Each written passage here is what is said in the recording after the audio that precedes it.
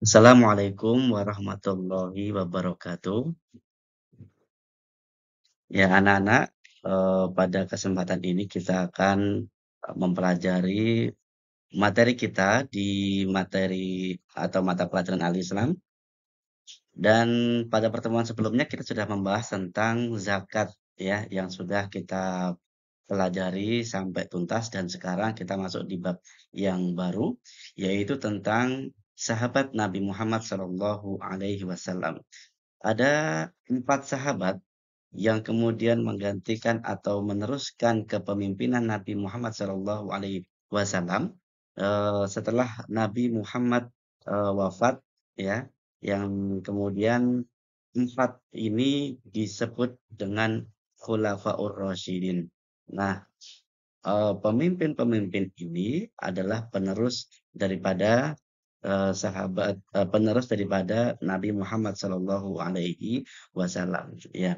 Oke, kita akan, mulai, pada bab ini atau pada video ini, Ustadz akan menjelaskan tentang, eee, Abu Bakar As-Siddiq.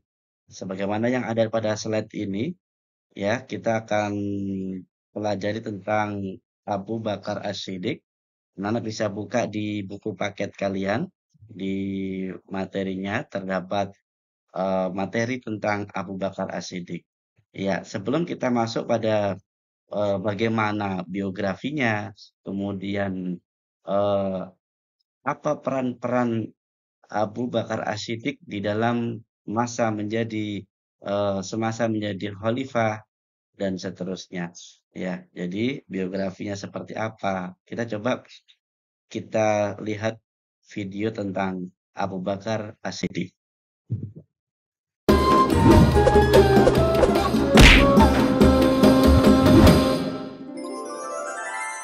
Kemuliaan Abu Bakar As-Siddiq. Abu Bakar bernama asli Abdullah. Lahir di Mekah 2 tahun 2 bulan setelah kelahiran Rasulullah Shallallahu Alaihi Wasallam. Ia dipanggil Abu Bakar karena ia sering menjadi pelopor kebaikan. Abu berarti bapak dan Bakar berarti segera atau dini atau awal. Sebab itu Ya, ini bisa kalian beliau lihat selanjutnya disebut silsilah Abu Bakar. Abu Bakar. Sejak kecil, Abu Bakar senang sekali berbuat kebajikan dan hal-hal terpuji. Salah satu sahabatnya berkata, "Sesungguhnya engkau selalu menyambung tali silaturahim, selalu berkata benar, banyak menanggung kesulitan orang lain, menolong orang-orang yang menderita, dan menghormati tamu." Begitu kesaksian Ibnu Dugunah, sahabat Abu Bakar. Abu Bakar termasuk orang yang paling utama masuk Islam. Ia adalah sahabat Nabi Muhammad Shallallahu Alaihi Wasallam yang paling setia, mendampingi Rasulullah sejak masuk Islam sampai meninggal. Ketika Nabi Muhammad Shallallahu Alaihi Wasallam berhijrah dari Mekah ke Madinah, Abu Bakarlah yang menemaninya. Pada saat itu, Kamis 27 Safar tahun ke-14 kenabian, waktu tengah hari, Rasulullah Shallallahu Alaihi Wasallam mendatangi Abu Bakar di rumahnya. Abu Bakar berkata, "Demi Allah, beliau tidak akan kemari pada saat begini, kecuali ada urusan penting." Beliau mengabarkan kepada Abu Bakar bahwa Allah Subhanahu wa Ta'ala telah mengizinkannya untuk hijrah ke Madinah. Setelah memastikan rencana hijrah, Rasulullah Shallallahu Alaihi Wasallam pulang ke rumah sambil menunggu waktu malam tiba. Pada hari yang sama, para tokoh kafir Quraisy sedang mengepung rumah Rasulullah Shallallahu Alaihi Wasallam. Mereka berniat akan membunuhnya. Setelah lewat tengah malam, mereka meyakini inilah cara terakhir untuk menghentikan Rasulullah berdakwah kepada Islam. Ketika malam semakin larut, Rasulullah keluar dari rumahnya menuju rumah Abu Bakar tanpa diketahui oleh orang-orang yang memusuhinya. Lalu mereka berdua berusaha keluar dari Mekah sebelum fajar menyingsing. Mereka justru menuju ke arah Yaman, arah selatan Mekah, tidak langsung menuju ke Madinah. Setelah sampai di dekat bukit yang tinggi dan terjal, mereka berdua berencana bersembunyi. Abu Bakar membantu Rasulullah Shallallahu Alaihi Wasallam sambil menggendong naik ke atas bukit. Di depan mulut goa yang dikenal dengan Goa Thur, Abu Bakar berkata, Ya Rasulullah, engkau jangan masuk sebelum aku masuk terlebih dahulu, agar jika ada sesuatu yang berbahaya, akulah yang kena, bukan engkau. Abu Bakar masuk dan membersihkan goa. Ia memeriksa dinding-dinding goa. Lalu Abu Bakar menyobek kain yang dipakainya untuk menyumbat lubang-lubang yang ada di dinding goa. Setelah itu ia berkata, Silahkan masuk ya Rasulullah. Rasulullah masuk ke dalam goa, lalu menyandarkan kepalanya ke sebuah batu dan memejamkan mata. Abu Bakar menjaganya. Tiba-tiba kaki Abu Bakar disengat oleh binatang berbisa dari balik lubang yang disumbatnya. Ia berusaha tidak bergerak sambil menahan rasa sakitnya karena khawatir akan membangunkan Rasulullah.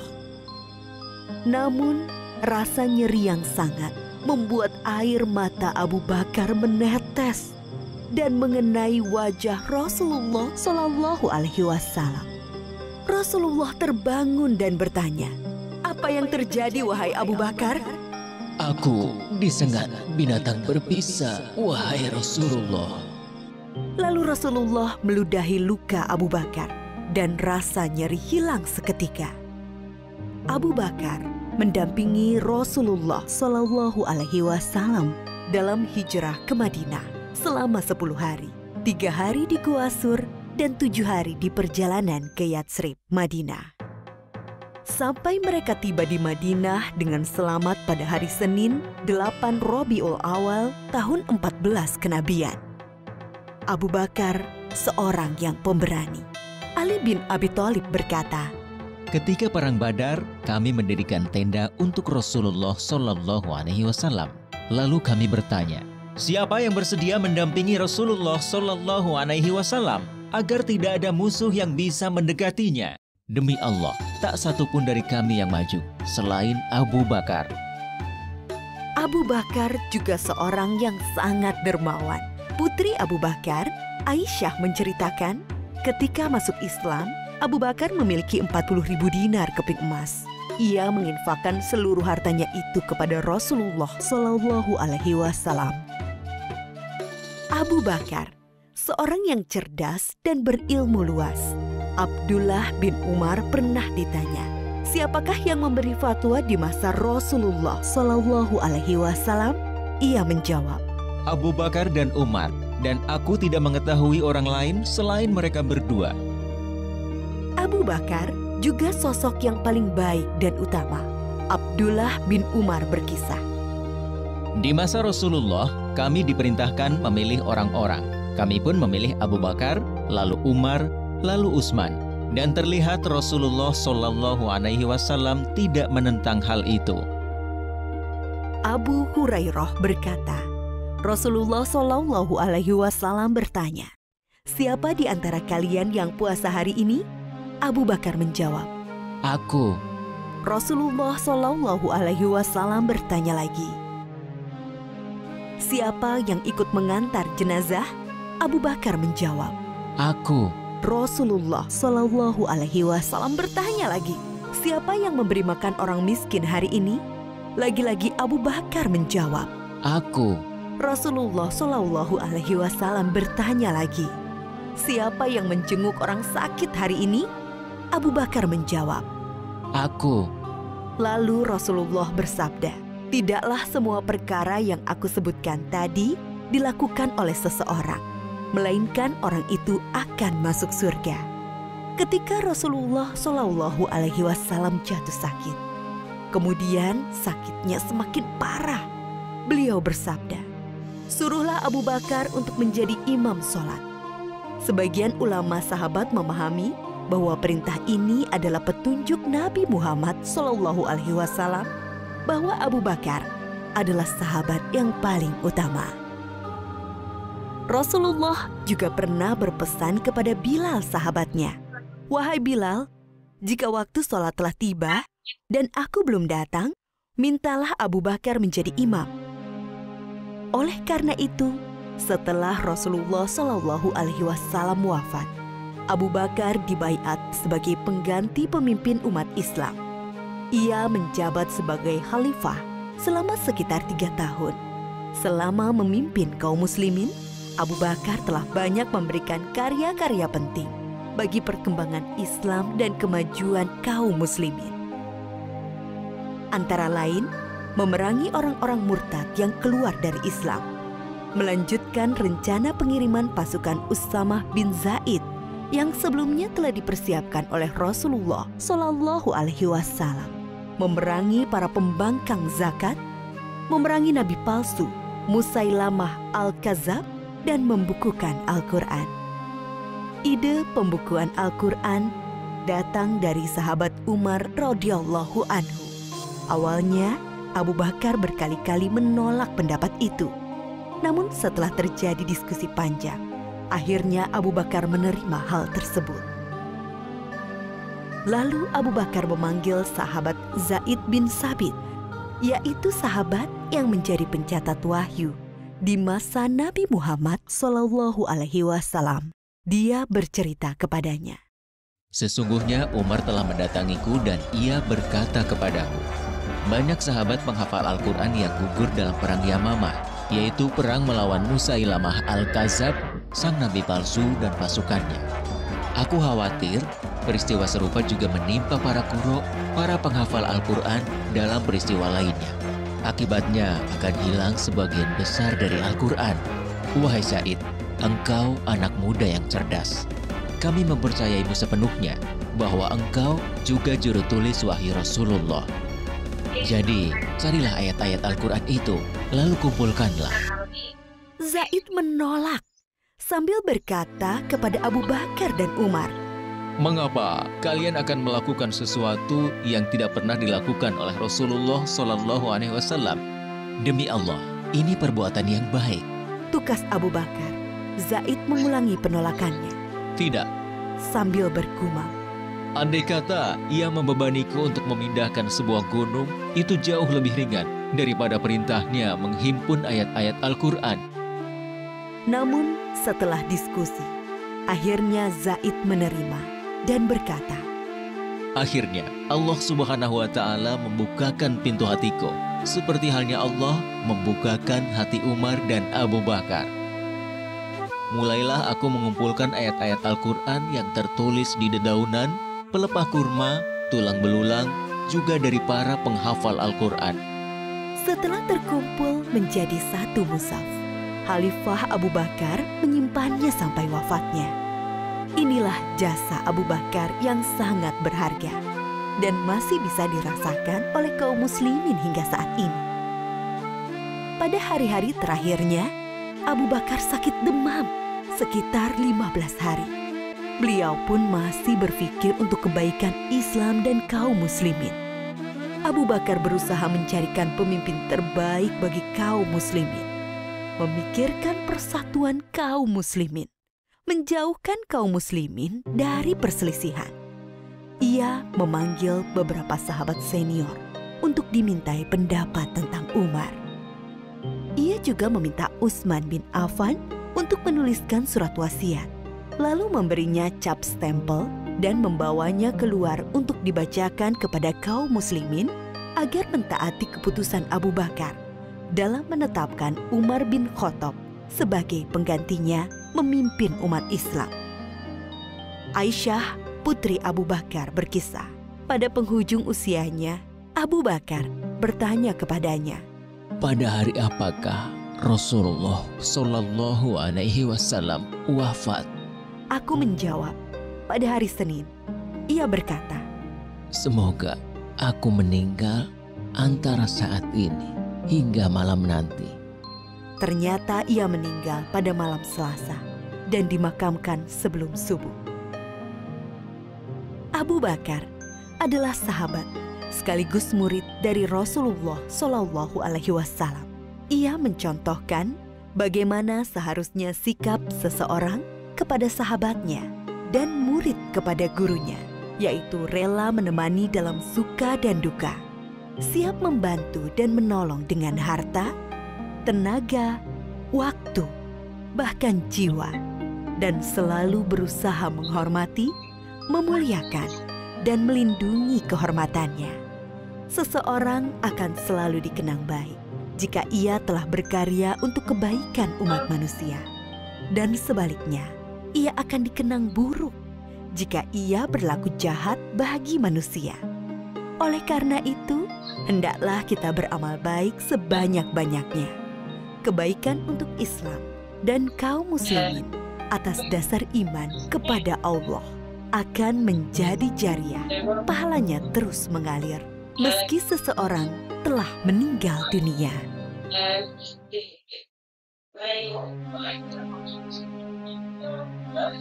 Baik, terima kasih. Anak-anak, demikian tadi kalian sudah menyimak bersama-sama video atau film tentang Abu Bakar As-Siddiq ya. Sekarang kita akan masuk pada bagaimanakah biografi beliau ya. Biografi Abu Bakar As-Siddiq kita bisa lihat pada slide ini. Nama beliau adalah Abu Bakar bin Abi Kuhafa maksudnya. Saya ulangi, nama lengkap beliau adalah Abu Bakar bin Abi Kuhafa ya. Kemudian nama kecil beliau adalah Abdullah bin Utsman yang lahir di kota Makkah. Kemudian nama bapak beliau atau ayahnya bernama Utsman bin Amir. Maka itulah di sini Abdullah pada masa kecil namanya Abdullah bin Utsman karena Utsman ini adalah dari nama bapaknya ya. Kemudian ibu beliau adalah Salma bin Sakhar. Abu Bakar ini anak-anak merupakan satu di antara 4 Khulafaur Rasyidin dan khalifah pertama kali yang menggantikan semasa atau setelah Nabi Muhammad SAW wafat.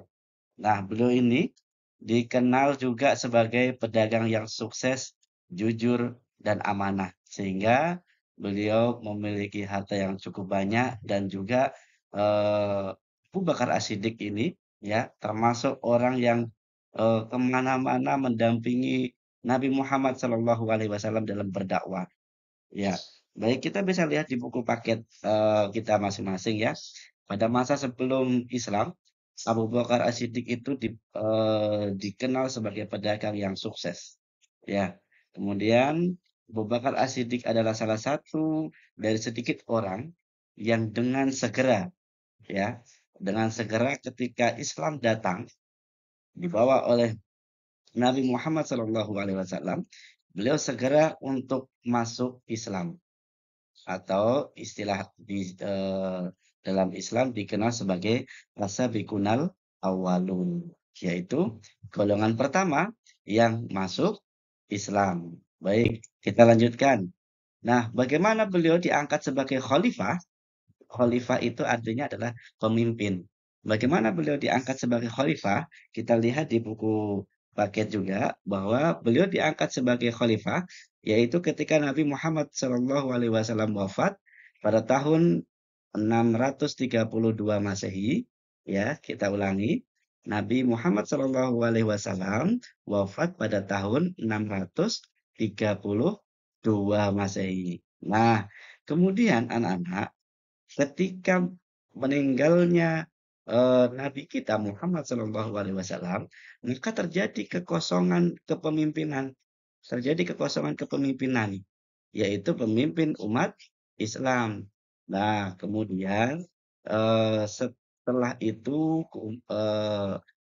kaum muhajirin itu adalah kaum di sini kita bisa lihat yaitu orang-orang asli, orang-orang yang dari Mekah yang hijrah ke kota Madinah, ya.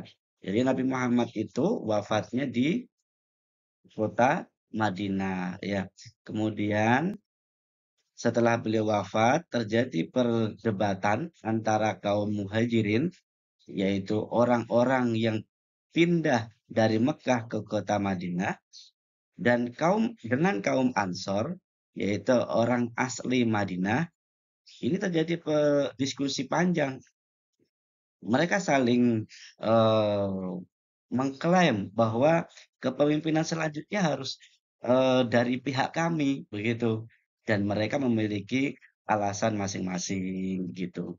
Nah, sekarang kita bisa lihat bagaimana perdebatan beliau, yaitu di kalangan kaum muhajirin, mereka berharap bahwa kepemimpinan selanjutnya itu ada dari kaum Quraisy, ya, orang-orang Madinah ini loh. Kenapa?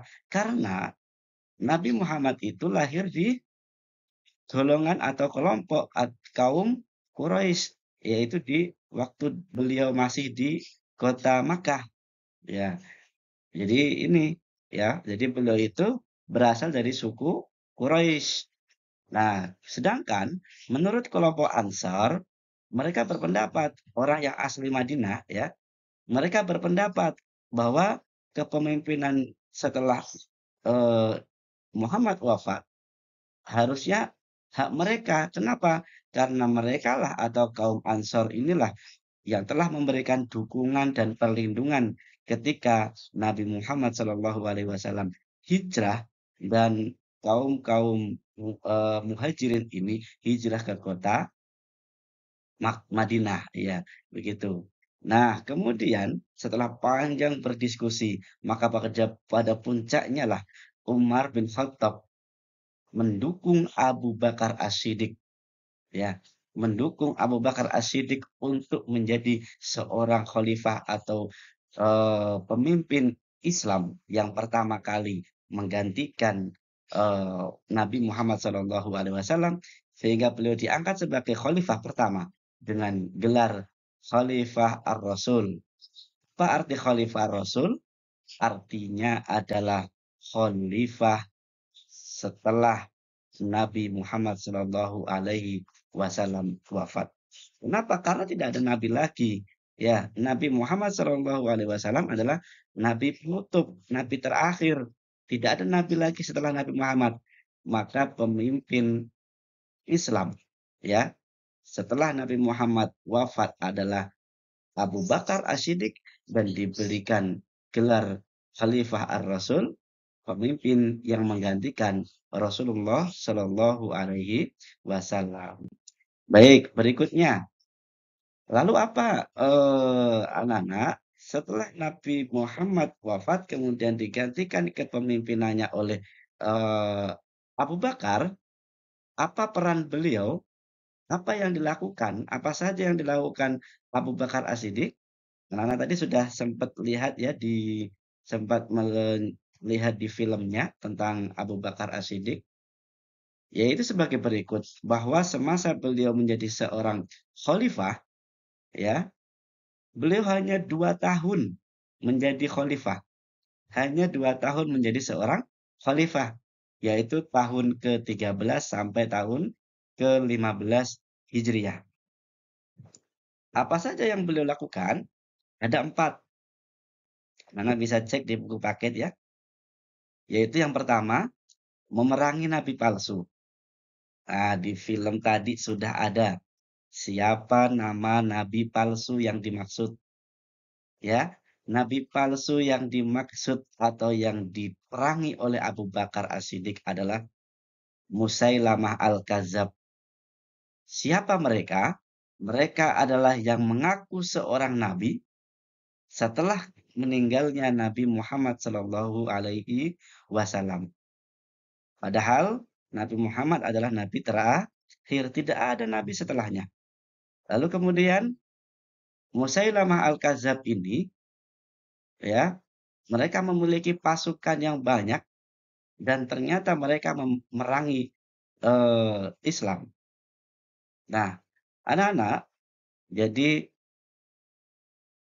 Abu Bakar As-Siddiq berperang melawan Musailamah Al-Kadzab bersama juga teman-teman atau pasukan-pasukannya, pengikut-pengikutnya Musailamah Al-Kadzab, sehingga satu persatu orang-orang yang mengaku sebagai nabi setelah meninggalnya Nabi Muhammad itu kemudian habis atau berangsur berkurang begitu.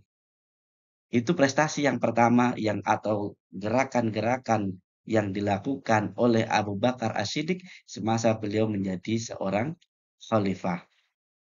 Baik, yang berikutnya, yang kedua adalah memerangi orang murtad. Anak-anak tahu, anak-anak paham ya, apa yang dimaksud dengan murtad. Jadi orang yang murtad itu adalah mereka yang meninggalkan Islam. Mereka yang dahulunya mengaku sebagai Islam, lalu kemudian pada saat itu ya, sepeninggalnya Nabi Muhammad SAW, mereka kemudian berpaling dari Allah. Mereka kemudian tidak mendengar nasihat-nasihat Nabi yang dulu pernah disampaikan. Sehingga mereka keluar dari agama Islam dan berpindah ke agama yang lain, maka Abu Bakar As-Siddiq memerangi mereka karena telah merusak Islam yang kemudian sebelumnya mereka telah ikuti. Nah, jadi inilah yang kemudian menjadi program-program atau peran Abu Bakar As-Siddiq di dalam memerangi orang-orang yang murtad. Apa yang dilakukan mereka? Orang-orang murtad ini tidak mau membayar zakat, ya. Ia berpendapat bahwa pembayaran zakat adalah kewajiban agama yang harus dipatuhi oleh semua muslim. Maka jika kemudian Abu Bakar memutuskan untuk mengambil tindakan militer untuk mengatakan otoritas Islam dalam mempertahankan kesatuan umat. Artinya, di materi sebelumnya juga sudah kita bahas tentang zakat, bahwa zakat itu kewajiban bagi seorang muslim. Jika kemudian mereka menolak ya tentang perintah berzakat, tentang perintah sholat dan seterusnya, berarti mereka dianggap sebagai orang yang murtad atau tidak mau menjalankan syariat-syariat Islam. Itu yang kedua, anak-anak. Sekarang kita lanjut yang ketiga, yaitu peran Abu Bakar As-Siddiq sebagai semasa beliau menjadi seorang khalifah. Yang ketiga adalah mengumpulkan Al-Quran dalam satu mushaf.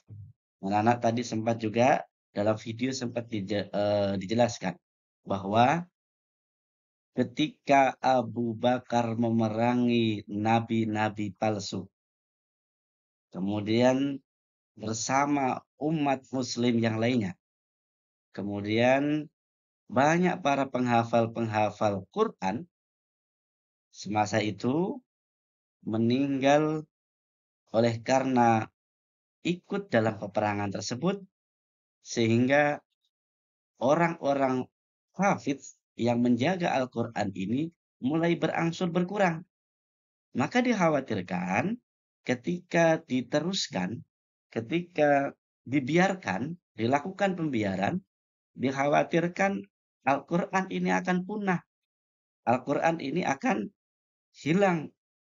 Wahyu yang diterima oleh Nabi Muhammad SAW akan musnah. Jika atas usulan Umar bin Khattab, ya, atas usulan Umar bin Khattab agar Al-Quran ini dijadikan dalam satu buku atau satu mushaf yang sehari-hari kita kemudian sering kali kita baca, itu adalah kumpulan dari ayat-ayat Al-Quran yang diwahyukan kepada Nabi Muhammad. Lalu kemudian atas usulan Umar, Abu Bakar kemudian memanggil Zaid bin Sabit.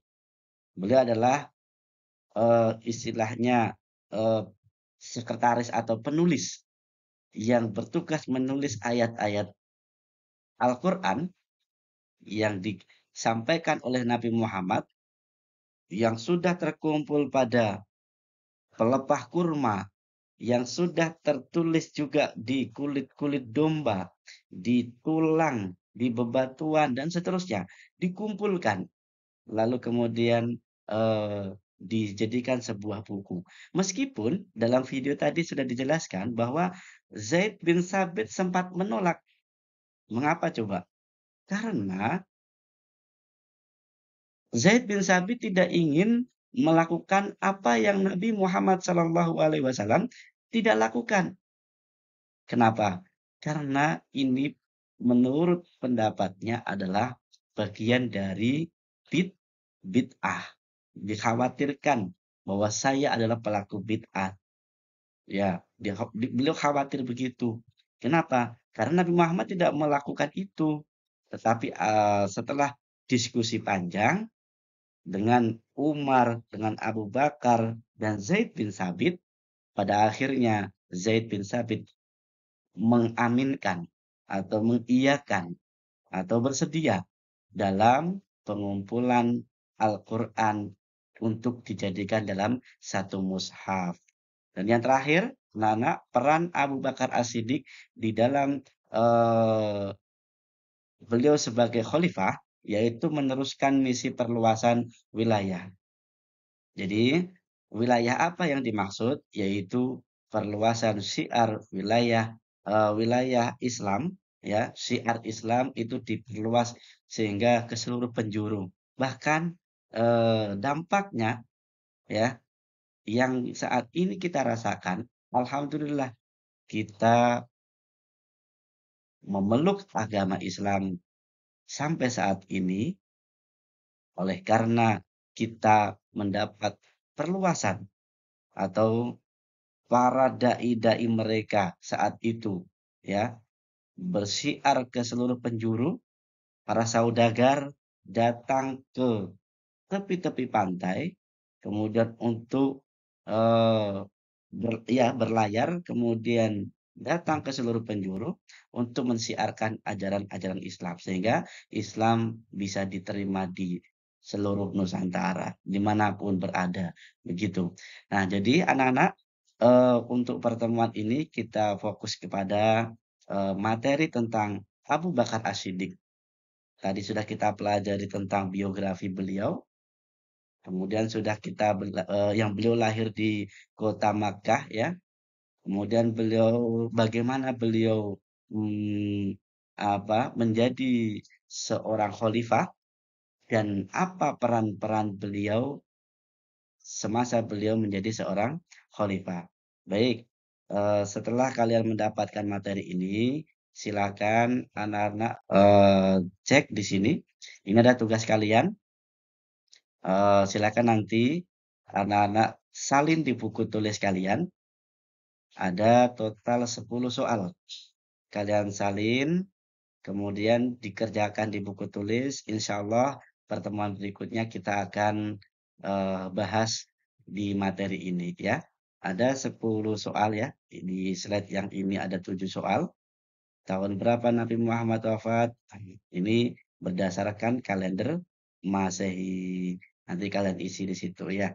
Kemudian berikutnya, siapakah kaum Ansor dan seterusnya ini. Nah, tulis soalnya di buku tulis, kemudian dikerjakan. Pertemuan berikutnya akan kita bahas. Terima kasih atas segala perhatiannya. Mohon maaf jika ada salah dalam penyampaian. Semangat belajarnya. Assalamualaikum warahmatullahi wabarakatuh.